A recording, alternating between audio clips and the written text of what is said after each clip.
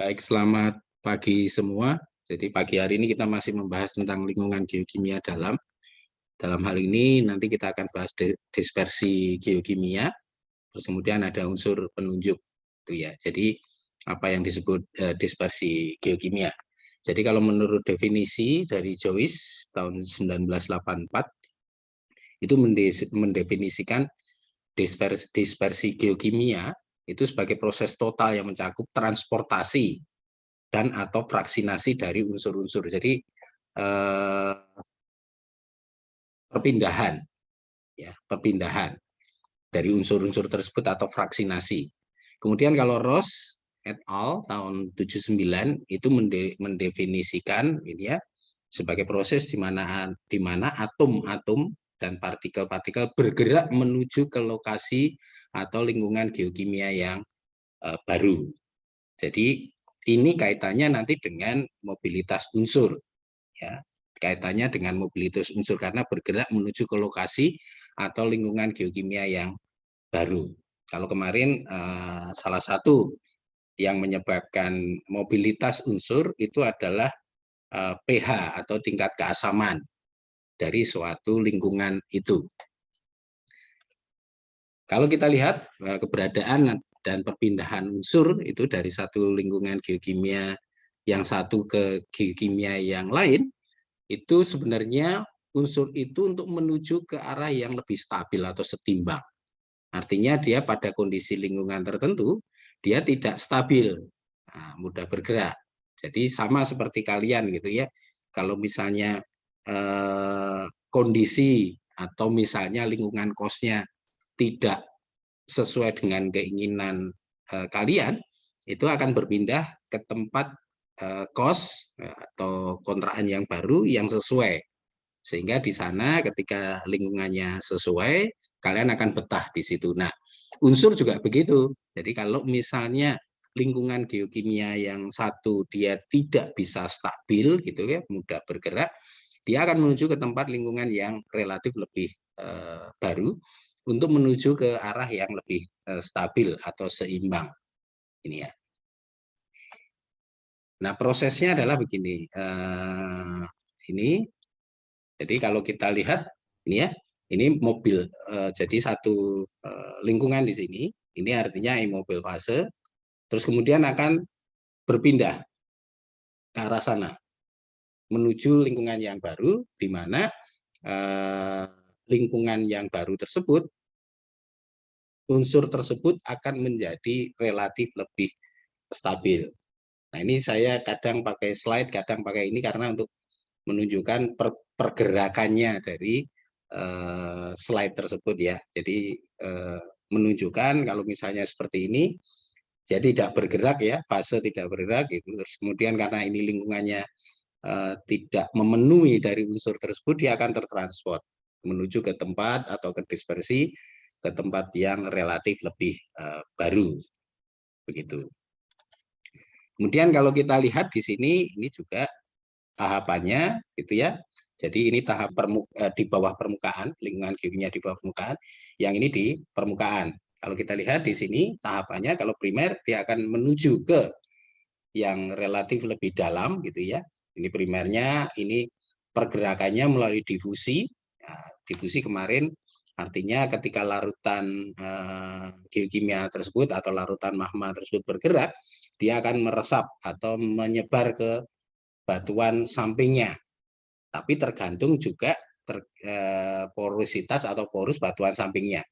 Kalau batuannya porus, dia akan masuk ke batuan sampingnya. Ya. Kemudian kalau sekundernya ini difusi dari logam-logam, dari ore deposit menuju ke proses yang metamorf, artinya sudah ada dulu, terus kemudian mengalami proses metamorf. Ketika mengalami proses metamorf, dia akan relatif lebih stabil. Sedangkan kalau yang di permukaan, ini ya di tahapan dispersinya, ini ada primer dan sekunder, ini yang di lingkungan relatif lebih dalam, ini yang di permukaan. Nah, bagaimana kalau yang di permukaan, kalau primer, ini presipitasi atau pengendapan. Jadi kalau misalnya ada air laut, terus kemudian airnya menguap, tertinggal garamnya, nah itu presipitasi. Tetapi kalau yang sekunder, ya di sini, kalau yang sekunder di sini, ini pelapukan. Jadi barangnya sudah ada, terus kemudian dia mengalami pelapukan. Nah, pelapukan itu bisa kimia, bisa fisik. Nanti secara kimia dia akan larut ke dalam air, gitu ya. Unsur-unsur itu larut dalam air. Tapi kalau yang fisik, dia pecah. Kemudian akan berpindah ke tempat yang lain. Nah, tadi perpindahan, ya, perpindahan tadi, ya, perpindahan yang unsur tadi dari satu lingkungan lingkungan kimia satu ke tempat yang lain, perpindahannya atau dispersinya itu bisa ada dua, yang secara mekanik maupun secara kimia. Tadi kalau saya cerita tentang pelapukan, itu kan pelapukan fisik, dia pecah, terus kemudian pecahannya menggelinding. Nah, itu dia dispersi secara mekanik. Atau batuan, ya, misalnya batuan itu kan ada mineral-mineralnya, kemudian mineralnya itu atau mineral logamnya yang ada di dalam batuan itu lepas dari batuan induknya, terus kemudian dia tertransport ke arah apa? Ke arah yang tempat yang lain melalui air, gitu ya. Dia dispersinya secara mekanik. Jadi pergerakan butiran-butiran baik mineral maupun misalnya butiran pasir di dalam air itu secara mekanik. Tetapi ada juga dispersinya yang secara kimia, dia terlarut.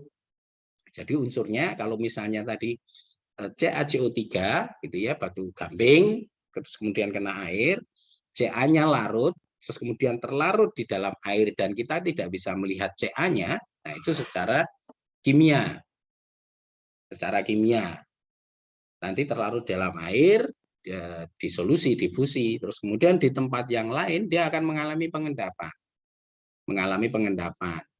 Ya, contohnya begini, kalau yang dispersi kimia, kalau mohon maaf, kalau di tempat kalian itu banyak di sekitar rumah, misalnya di asal kalian itu ada batu kamping atau batu kapur, terus kemudian ada mata air, ya, terus kemudian mata airnya kalian ambil, kemudian kalian masak, gitu ya.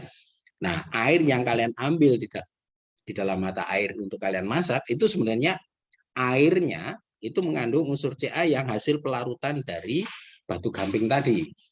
Nah, itu yang secara dispersi kimia. Ketika kalian masak airnya,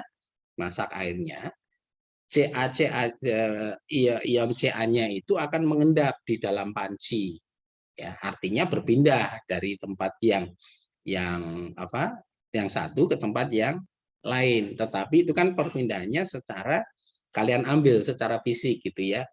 Nah, tetapi kalau misalnya perpindahannya mengikuti air terus nanti di tempat yang lain, kalau kalian perhatikan air-air sungai yang mengalir di batu gamping gitu ya, nanti di sepanjang aliran itu ada endapan-endapan gamping.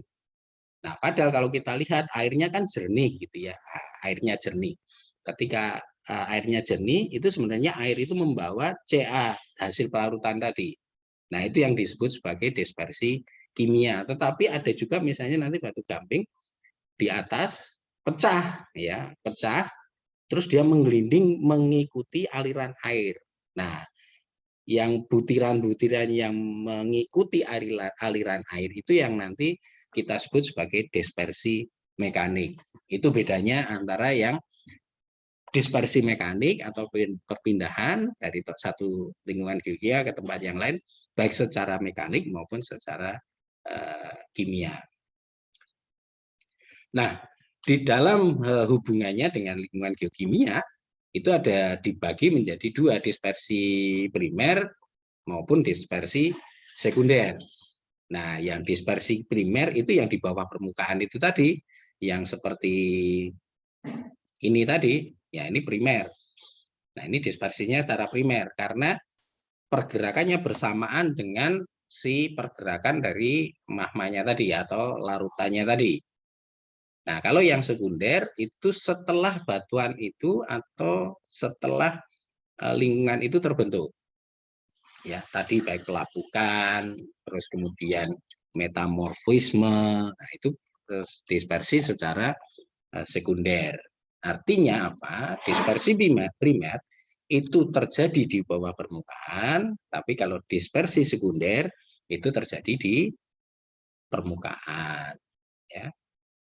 Nah, kalau kita lihat di hasil pelapukannya ini ya, ini ada batuan, kemudian mengalami erosi. Ya.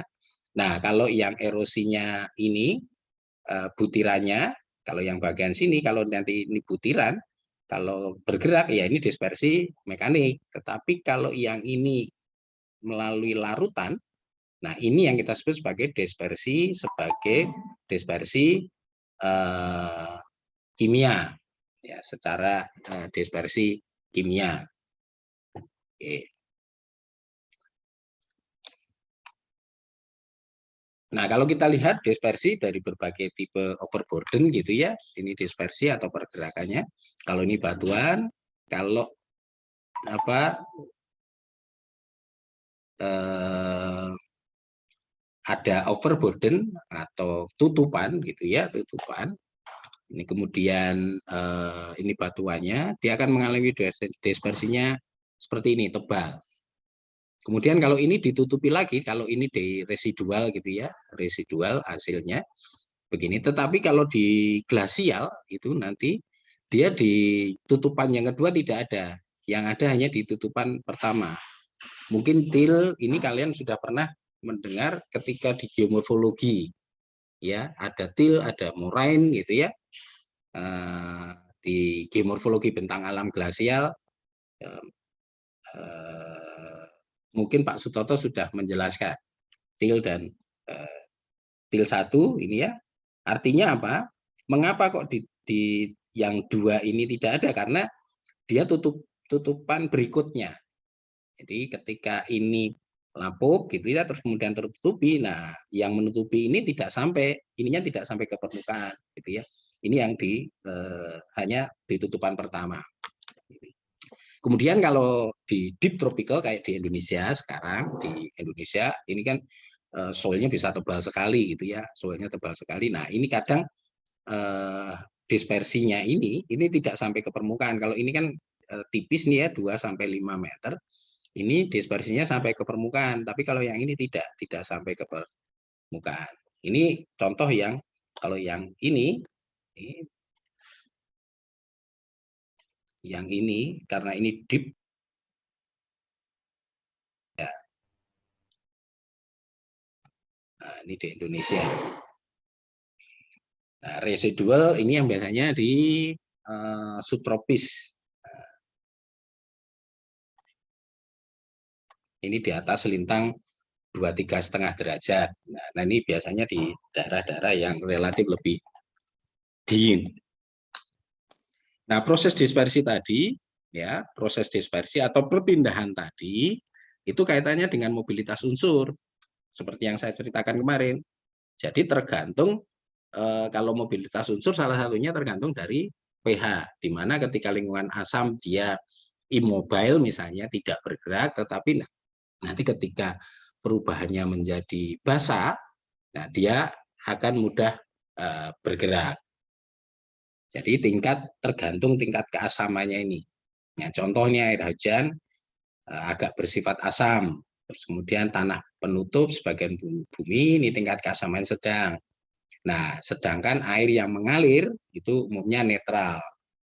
Nah, kalau air sungai ya netral. Nah, biasanya kalau netral ini ya hanya membawa saja, membawa yang dispersi dominannya larutan yang unsur-unsur yang mudah larut saja, bukan karena tingkat keasamannya.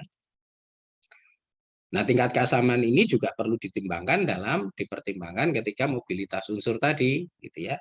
Karena ada lingkungan-lingkungan tempat tertentu ketika lingkungannya asam dia tidak mudah bergerak, tetapi ketika basah dia mudah bergerak. Nah, dispersi ini ini juga akan mempengaruhi ketika kalian akan mengambil sampel, ya, mengambil sampel. Jadi ini juga perlu kita pertimbangkan dispersi ini. Ini tipe dispersi ini untuk pemilihan contoh, ya, pemilihan metode pengambilan contoh, terus kemudian lokasi contoh, terus kemudian pemilihan. Jadi kita juga bisa lihat, makanya kalau misalnya dia dispersinya mekanik, ya, dispersinya mekanik, kalau kita eksplorasinya mineral logam, gitu ya, emas, tembaga, nah kita seperti yang kemarin, yang kita ambil itu adalah stream sedimen.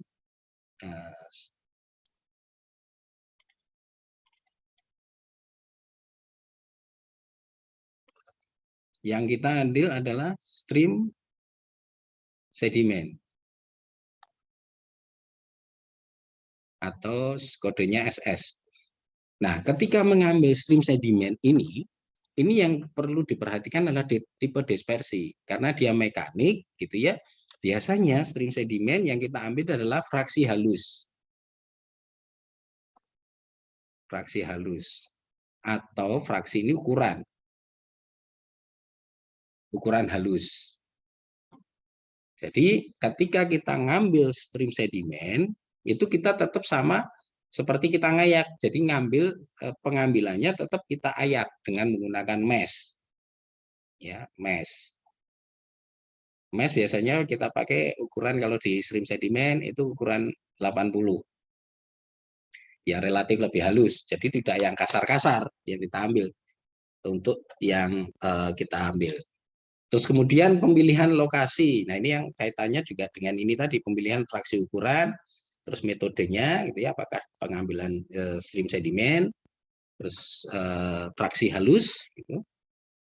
Terus kemudian pengambilan lokasinya. Kalau misalnya ini ada cabang sungai, yang pertama kita ambil adalah di sini. Ini yang pertama. Baru kita analisis secara geokimia nantinya, biasanya analisis geokimianya ini dengan menggunakan AAS nanti di akhir pertemuan Patterson spektrometri. Ini kita ambil. Nah, ketika nanti ini ada anomali, harganya relatif tinggi, baru kita ambil yang di sini dan di sini untuk mengetahui fraksi yang mekanik ini di sini, dispersi mekanik yang di sini harganya tinggi itu berasal dari sungai yang ini atau yang sungai yang ini. Kemudian kita ambil lagi ini fraksi halus juga di sini gitu ya. Ini di sini fraksi halus kita ambil SS juga di sini, ini juga SS gitu ya. Nah, tinggal kita lihat apakah nanti yang di sini harganya lebih tinggi dibanding yang di sini atau ini yang harganya. Kalau yang ini harganya tinggi, berarti ini kita bisa abaikan dulu. Artinya yang di sini fraksi mekanik, misalnya kalau kita ambil AU-nya tinggi, artinya yang di sini itu berasal dari dispersi mekanik yang dari sungai yang di sini. Nah, dispersi mekanik dari sini. Nah, baru kita turut lagi ke atas. Nanti kita ambil terus sampai ketemu tubuh batuannya. Ya. Tubuh atau host rock-nya atau batuan induknya yang menghasilkan pecahan-pecahan AU ini yang hasilnya tinggi. Ya, kalau ini rendah ya sudah, ini kita tinggalkan, kita fokus ke sini, ya, ke sini. Nah, ini gunanya mengapa kita dispersi secara mekanik. Jadi pemilihan metodenya ini, karena awal kita untuk eksplorasi emas maupun tembaga, nanti kita akan mengambil paling gampang itu dengan menggunakan stream sedimen ini. Memang cakupan daerahnya akan relatif lebih luas. Nah, nanti akan dibantu dengan survei geofisika yang lainnya gitu ya, survei geofisika yang lainnya, misalnya dengan menggunakan airborne magnetik, jadi pengukuran secara magnetik dari pesawat udara. Ini tujuannya kita memahami secara dispersi tadi. Nah, kalau misalnya absorpsi dari ion-ion yang diendapkan tadi terikut di dalam batuan sedimen, maka fraksi halus ini yang kita utamakan. Ya, fraksi halus ini yang diutamakan diambil. Nah, biasanya yang kita ambil yang fraksi-fraksi halus gitu ya. Kemudian kalau dicari unsur dadi dalam mineral yang resisten, nah, maka fraksi kasar. Jadi kalau misalnya yang kita cari adalah terikut di dalam mineral-mineral yang resisten, gitu ya, artinya dia tidak mudah lepas dari batuan ada dari mineralnya tersebut, ya kita fraksi kasar. Jadi pemilihan itu penting sekali. Ini fraksi kasar yang kita ambil untuk mendapatkan unsur-unsur yang menempel pada mineral yang kasar, yang resisten tadi. Jadi kalau kalian perhatikan, mineral itu kan sebenarnya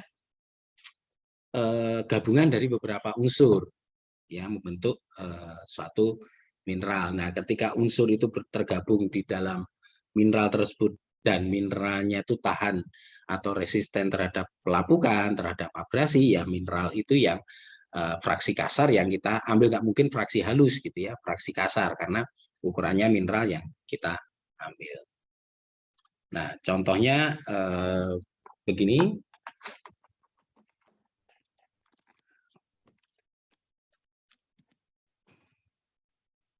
Jadi kalau misalnya ini ada tubuh batuan, gitu ya, terus kemudian ini ada namanya water table, ini yang namanya MAT, ya MAT gitu ya,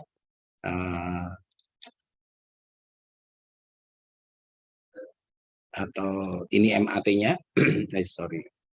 Nah, ini ada namanya yang garis putus-putus, ini ada muka air tanah. Terus kemudian karena pelapukan ini tertutup tanah gitu ya, tertutup tanah.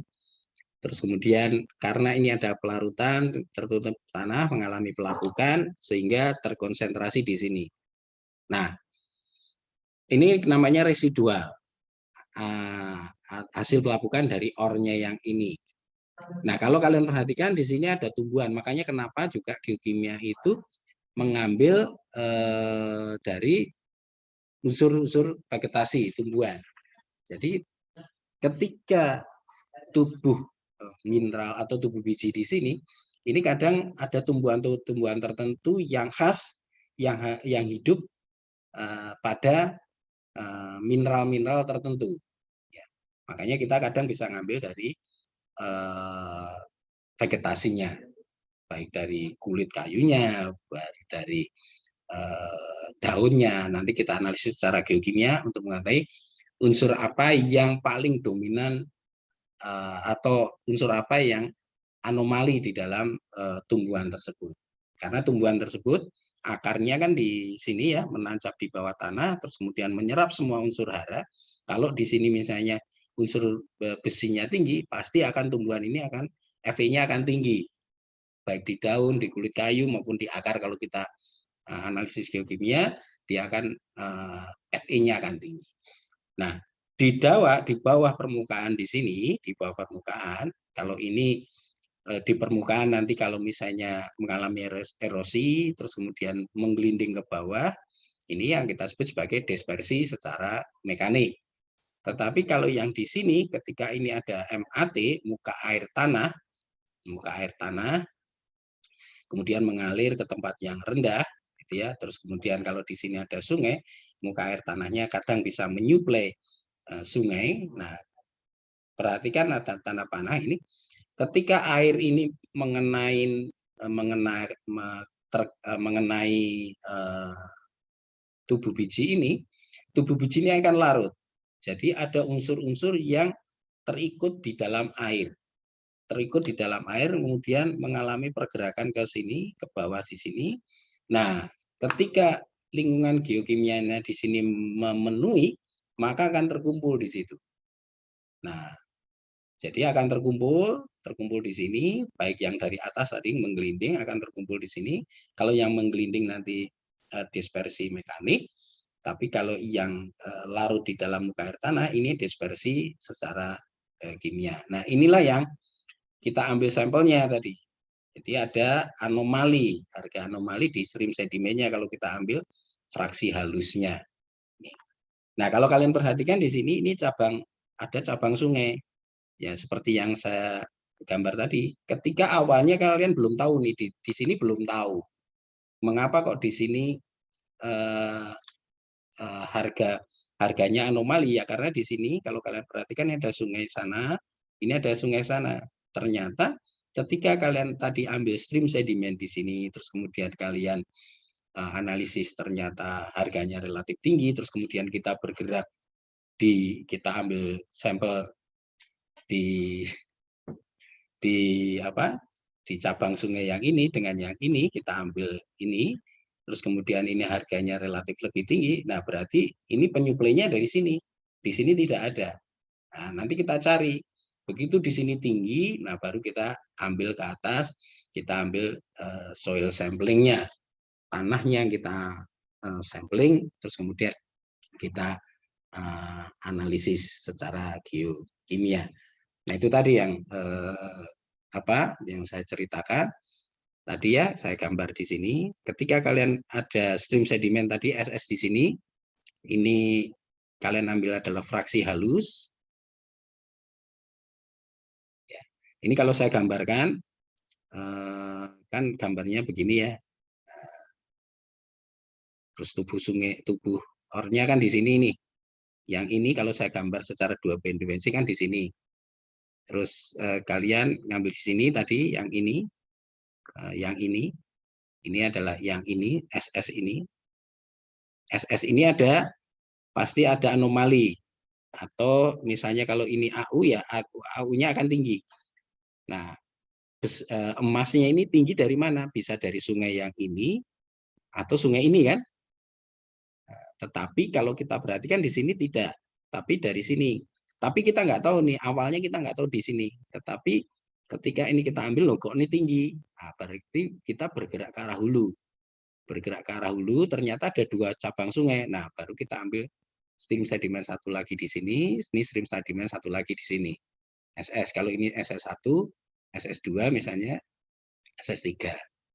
Ketika sudah diambil, terus kemudian dianalisis, ternyata SS3 ini harganya kecil, tinggi di SS2. Ini ya, di sini.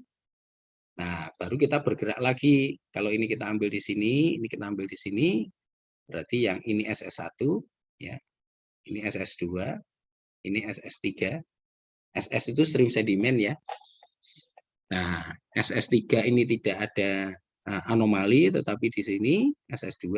Nah, baru kita bergerak lagi ke arah hulu. Di sini misalnya. Terus kita di sini. Nah, ini SS4. Terus kemudian di sini SS5. Ini SS5. Nah, ketika kalian sudah dekat di SS5 ini, ternyata harganya tinggi sekali. Nah, baru kita fokuskan di daerah di sini. Ya, baik nanti soil sampling, kemudian vegetasi sampling untuk melokalisir ini tadi. Ya, ini. Nah, itu gunanya kita memahami dispersi tadi. Nah, salah satu yang mempengaruhi dispersi tadi kan mobilitas unsur ya, mobilitas unsur itu kondisi di mana suatu unsur-unsur tertentu itu bergerak pada lingkungan-lingkungan yang tertentu, yang kemarin sudah saya awali kaitannya dengan pH. Nah, ini contoh gitu ya.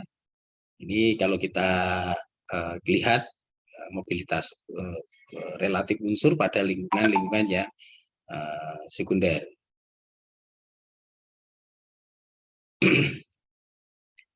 Ya. Jadi itu sebentar ya.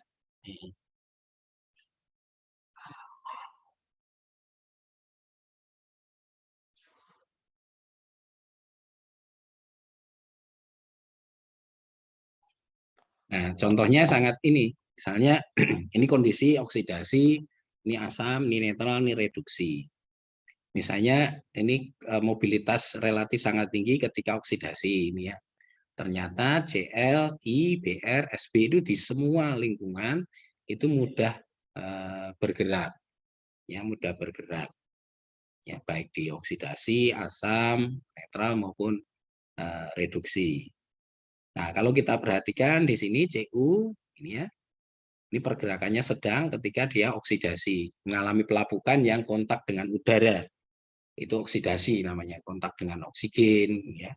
Itu oksidasi. Nah, kalau kalian perhatikan Cu, Au, Ni, Hg ini akan berhenti bergerak ketika dia lingkungannya reduksi. Ini akan tidak bergerak atau pergerakannya rendah atau kecil sampai tidak bergerak. Artinya ketika lingkungannya reduksi, unsur-unsur ini dia akan relatif lebih stabil atau terendapkan, ya terkumpul di tempat tertentu sehingga kita nanti bisa ambil atau kita bisa eksploitasi secara komersil. Nah, mobilitas unsur ini berbeda. Ini contohnya F atau fluor, ini sangat mobile.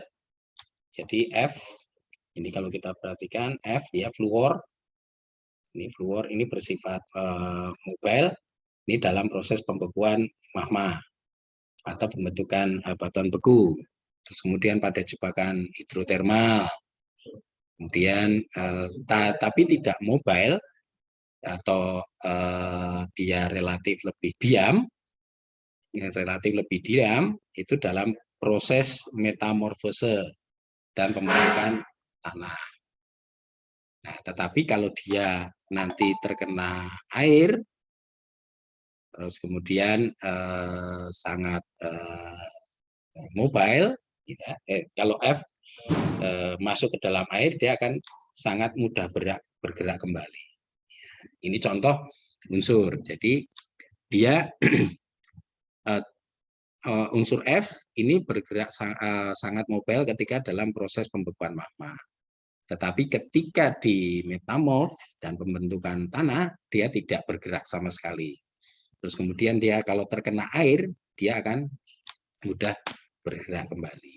Ya, ini juga contoh ketika Pb dan Zn ini sangat sering terdapat dalam endapan biji ini dalam lingkungan silika alumina, ya Pb dan Zn.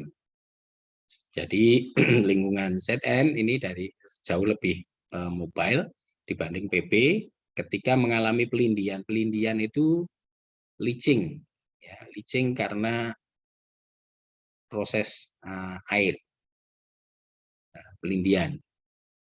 Jadi ketika bereaksi dengan air, Pb-nya tertinggal sehingga menghasilkan anomali pada zona mineralisasinya. Ini contoh juga emas. Ini tahan terhadap pelarutan, tapi tertinggal dalam gosan. Terus kemudian galena, ini sudah terurai secara perlahan. Kalau terurai secara ini ya, galena ini terurai secara perlahan, ini berarti dia mengalami oksidasi. Nah, hasil oksidasi dia akan menghasilkan mineral namanya serusit dan anglesit. Ya, ini tidak larut. Jadi Pb ini juga relatif lebih tahan. Galena itu kan PbS, ya. Galena itu PbS kalau rumus kimianya. Jadi gabungan dari plumbum, Pb dan sulfur. Nah, sulfurnya ini yang biasanya tidak tahan terhadap oksidasi. Sehingga ketika dia mengalami perubahan secara perlahan oksidasi, ini si sulfurnya dia akan lapuk kemudian lepas. Nah, nanti kalau ini bereaksi dengan air, dia akan menghasilkan mineral baru serusit dan anglesit. Pb-nya tertinggal, sulfurnya atau sulfidanya ini dia akan lepas. Ya, makanya Pb-nya yang tertinggal atau plumbumnya. Ya. Kemudian ada mineral sulfida, ada CuS gitu ya, ZnS, AgS. Ini juga kalau mineral-mineral ini, mineral-mineral sulfida ini artinya kaitannya dengan CuS, kemudian ZNS gitu ya, kemudian AGS. Nah, yang biasanya mudah mengalami oksidasi atau mudah lepas itu adalah yang SS-nya. Kalau dia mengalami oksidasi dia akan lepas gitu ya. Yang tertinggal adalah Cu, Cu-nya, Zn-nya dan Ag-nya. Oke. Nah, kadang begini, ketika kita mau mengeksplorasi atau kita mau mencari mineral atau unsur ya terutama unsur, kita tidak bisa langsung ketemu, ya, tidak bisa kita langsung ketemu unsur yang kita cari, tetapi ada penunjuk-penunjuknya, gitu ya, ada penunjuk-penunjuknya.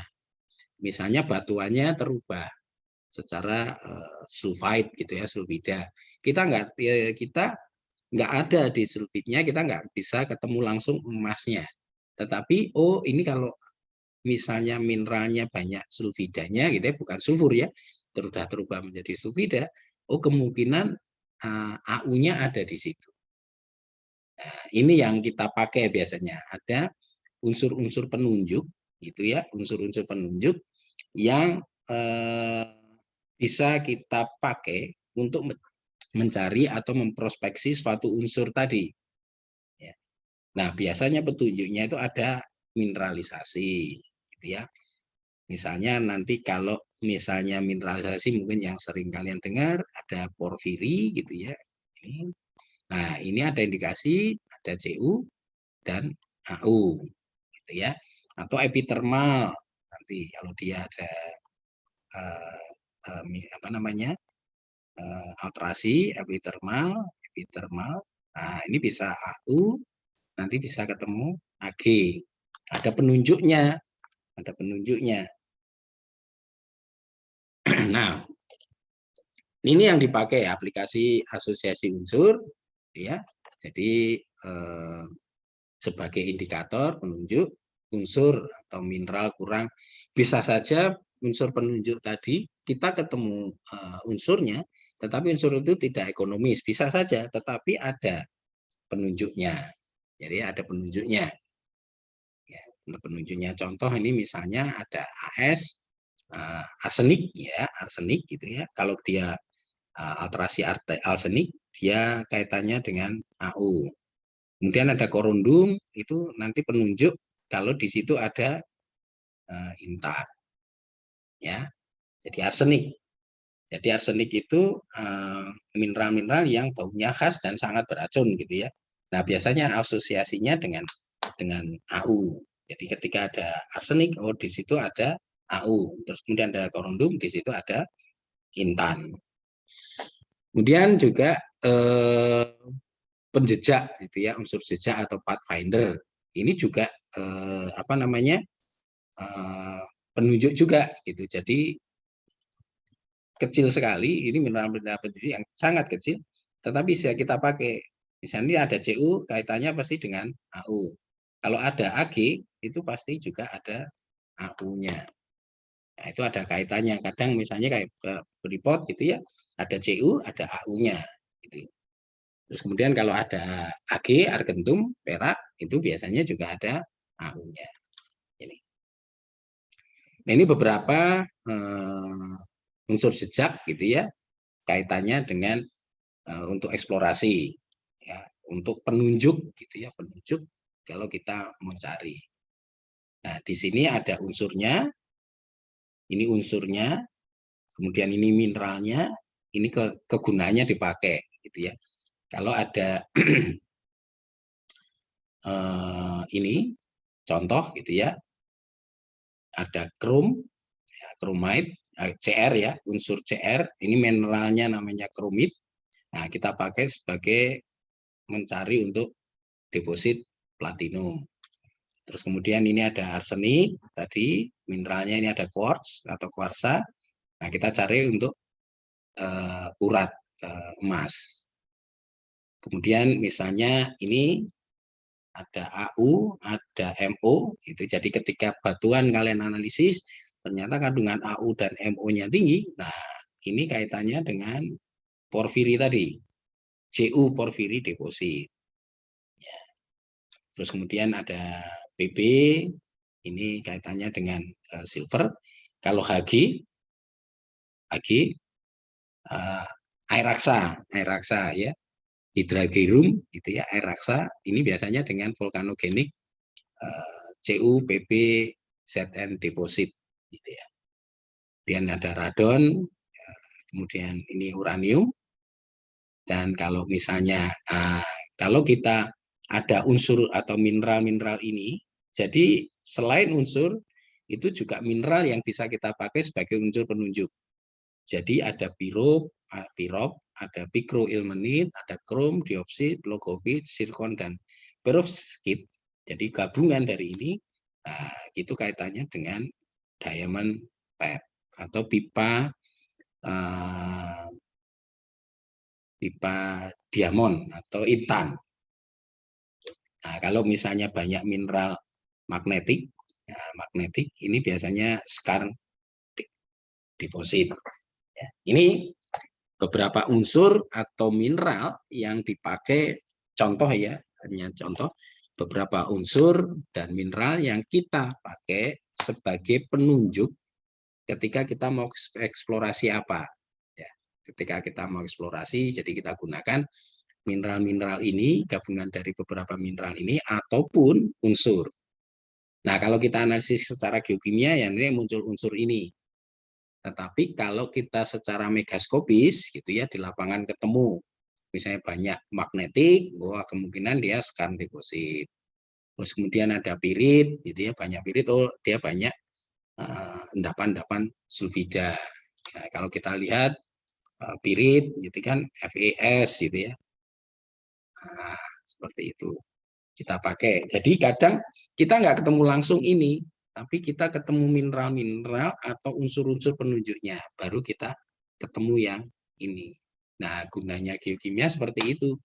Ketika seperti tadi, kita stream sedimen, kita analisis secara geokimia, nanti akan muncul ini. Muncul ini, unsur-unsur ini. Karena secara geokimia pasti muncul unsur-unsur ini.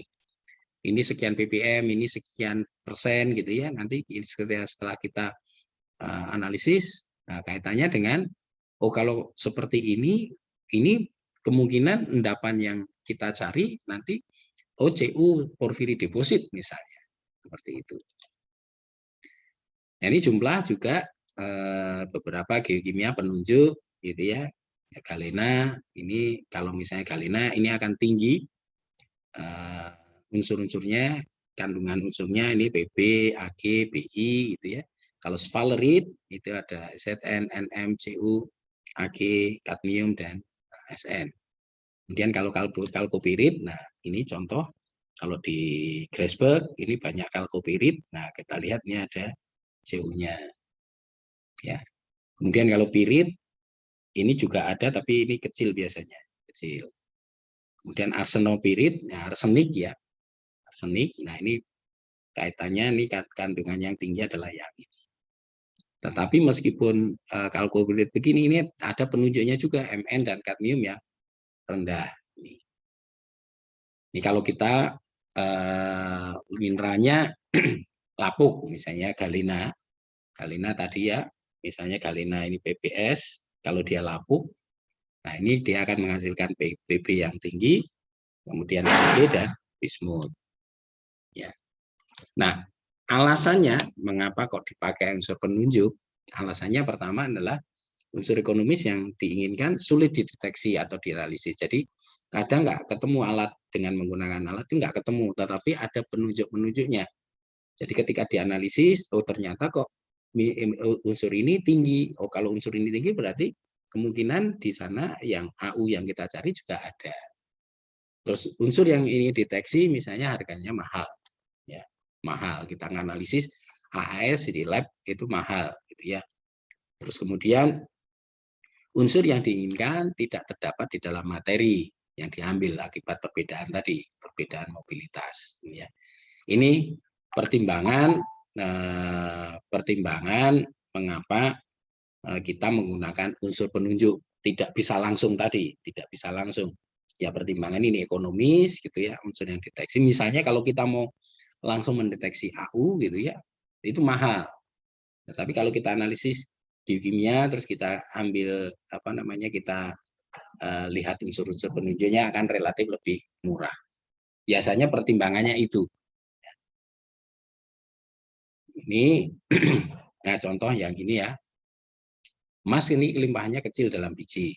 Ya, jadi natif gitu ya, dispersi emas itu kecil gitu ya, lebih banyak dia dalam ikatan.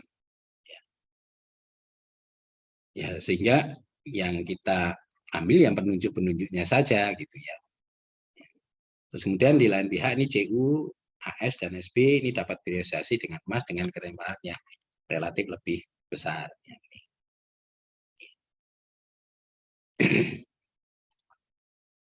Ini beberapa unsur juga tadi sudah saya sampaikan, ini beberapa unsur penunjuk, ini adalah type depositnya. Jadi jangan melihatnya kebalik ya, dari sini ke sana.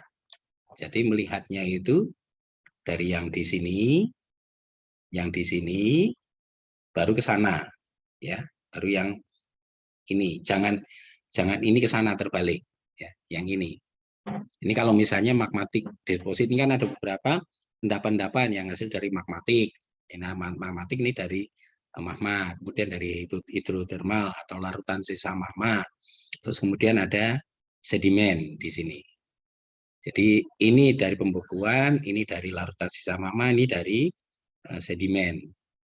Nah, kalau kita lihat asosiasi unsurnya ini, gitu, terus kemudian major komponennya ini baru kita pakai untuk yang di sini.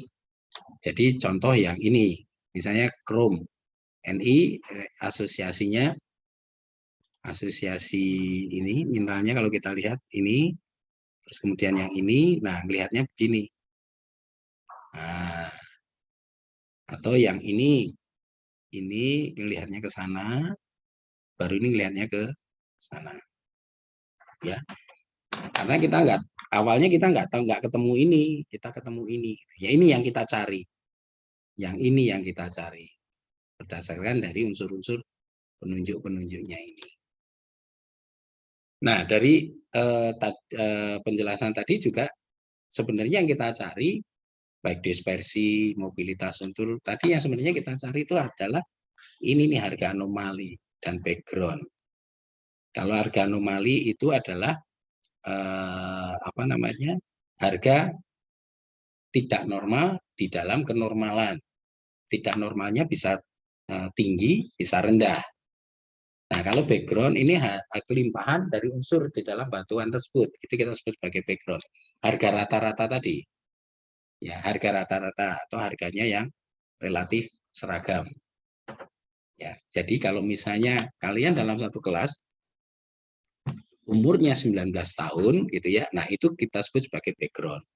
Tapi ada temenmu yang umurnya 23, satu orang misalnya, umurnya 23, berarti anomali tinggi.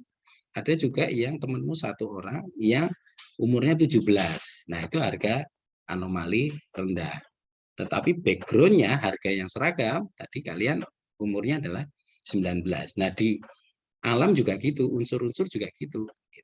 Jadi ada yang harganya seragam, tapi ada harga yang apa namanya tidak seragam tinggi, ada yang tidak seragam rendah. Nah, tidak seragamnya ini kita sebut sebagai anomali, harga yang seragam ini yang kita sebut sebagai background. Nah, itu yang kita pakai ketika analisis secara geokimia.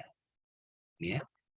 Ini ada beberapa contoh harga anomali dan background. Nah, ini background ya, kalau misalnya antimoni atau arsenik gitu ya, ini background rata-rata ini 10 ppm gitu ya. Terus ini pengkayaannya dia ada ironstone, batuan bersih, terus ini mobilitas di permukaan. Nah, ini dipakai untuk unsur dipakai untuk eksplorasi apa ya. Jadi kalau misalnya ada arsenik harga tinggi di atas 10 misalnya di dalam batuan atau tanah tersebut. Nah, tadi arsenik contoh ya, ini arsenik. Tadi AS arsenik itu kan kaitannya dengan untuk eksplorasi AU. ya untuk eksplorasi AU. Artinya kalau harga arseniknya ini backgroundnya 10, tetapi kalau jumpai misalnya bisa 15 atau 20 begitu. Nah, ini kemungkinan ada indikasi di sini adalah harga AU. Nah, contohnya ini kalau kalian perhatikan ini juga untuk eksplorasi AU. Ya. Ini juga background nikel itu ya di dalam granitoid itu harganya ppm rata-rata 8 ppm atau relatif lebih seragam. Nah, kalau ini kalau di shale itu 20 sampai 200 ppm ya. Nikel nanti ini yang dicari unsur Ni-nya. Ni-nya ya, Ni-nya. Nah, ini di beberapa nih kalau granitoid, batuan granit, ini shale, terus batuan beku mafic, ya batuan beku mafic. Ini kalau kalian lihat 160 ppm, sedangkan batuan beku ultra mafic gitu ya, batuan beku ultra mafic ini kandungannya ini. Artinya, nah ini juga sebagai penunjuk gitu. Kalau kita mau cari Ni, ya Ni tinggi, ya carilah di batuan yang ultra mafic ini. Jadi kalau kita pengen cari nikel yang tinggi, itu sosroknya atau batuan asalnya itu harus batuan yang ultra mafic. Nah, di granitoid ini kecil, 8 ppm misalnya Ni-nya, tetapi nanti bisa saja kalau di granitoid itu batuan yang asam, Al-nya yang akan relatif lebih tinggi. Seperti itu.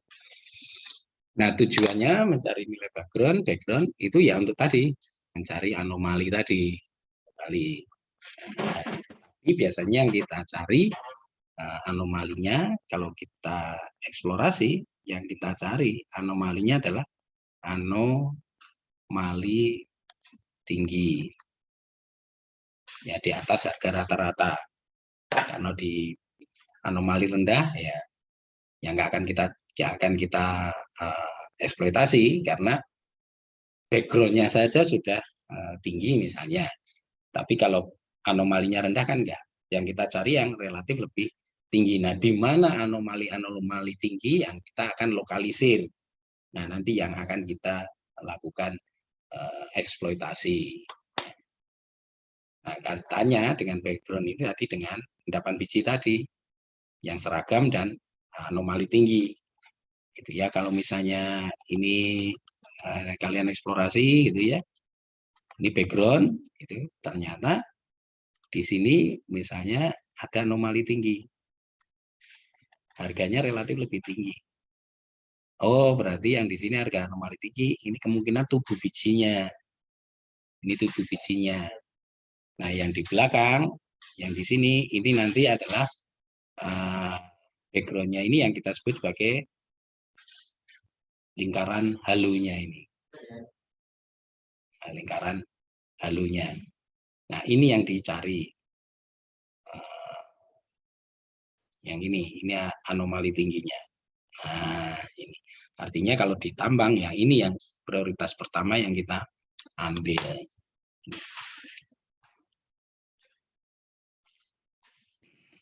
Nah, batas yang kita pakai, cut off-nya kita sebut sebagai threshold. Jadi nilai rata-rata plus 2 standar deviasi dalam satu populasi yang normal. Ya.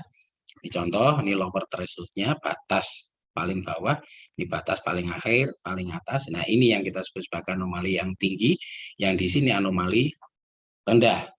Kalau yang di sini, kalau ini threshold-nya, background-nya, ring-nya, di atas background, itu kita sebut sebagai anomali tinggi.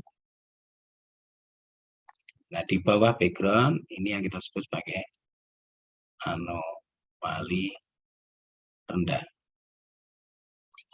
Ini. Nah, anomali rendah bisa saja seperti ini, kaitannya dengan geokimia, pengkayaan geokimia. Kalau ini ada tubuh yang tersingkap di permukaan begini, ya ini akan tubuh bijinya ini akan kelihatan di sini dan di sini. Tetapi kalau misalnya ini dekat dengan permukaan, ini relatif dekat dengan permukaan. Ini yang muncul di sini adalah lingkaran halunya tadi, background-nya tadi. Background-nya. Tetapi kalau ini jauh di bawah permukaan lagi, ini relatif lebih jauh, ya. Ini background-nya kadang tidak muncul di sini. Nah, untuk seperti ini kadang ada indikasi kalau misalnya di sini ada tumbuhan, ini ada pohon gitu ya. Nah, pohon ini kan ada akarnya ini. Nah, itulah gunanya kita juga kadang mengsampling vegetasi tumbuhan. Karena kalau seperti ini, tanahnya di sini kan nggak ketahuan. Background-nya aja nggak ketahuan, ini masih di bawah gitu ya. Kelihatannya tidak ada apa namanya unsur dari mineral bijinya tadi, tetapi ternyata ketika kita sampling tumbuhannya, gitu ya, baik kulit kayunya ini maupun daun, gitu ya, karena semua ini akan diserap oleh akar, dibawa ke daun untuk dilakukan fotosintesis, kemudian diedarkan lagi ke tumbuhan. Jadi ada di daun, di kulit kayunya. Jadi kita bisa ambil. Makanya tadi ada beberapa vegetasi yang menunjukkan kekhasan dari daerah tersebut, di mana daerah tersebut ada unsur-unsur tertentu yang mengakibatkan tumbuhan itu hidup. Nanti kalau kita sudah sampling biokimia, gitu ya, sampling tumbuhan, nanti kita lihat tanaman yang memberikan apa namanya penunjuk bahwa di tempat tersebut ada unsur tertentu yang kita cari. Baik, itu terkait dengan kuliah dispersi. Silakan kalau ada yang mau ditanyakan terkait dengan dispersi, mobilitas unsur, unsur penunjuk, gitu ya. Silakan kalau ada yang mau ditanyakan.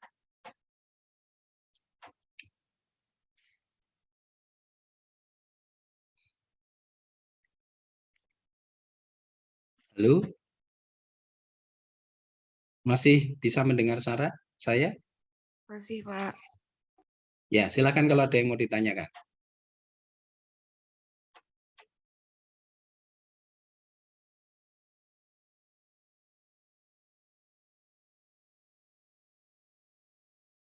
Cukup jelas atau saya terlalu cepat? Jadi kalau saya terlalu cepat, enggak apa-apa. Nanti kalian interupsi, Pak. Mohon maaf, terlalu cepat gitu. Enggak apa-apa.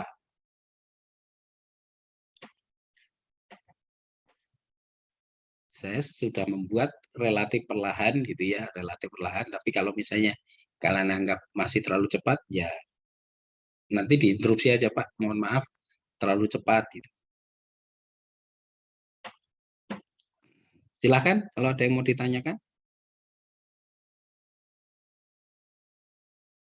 Ada? Atau cukup jelas? Cukup jelas mungkin, Pak. Ya, oke. Yang lainnya?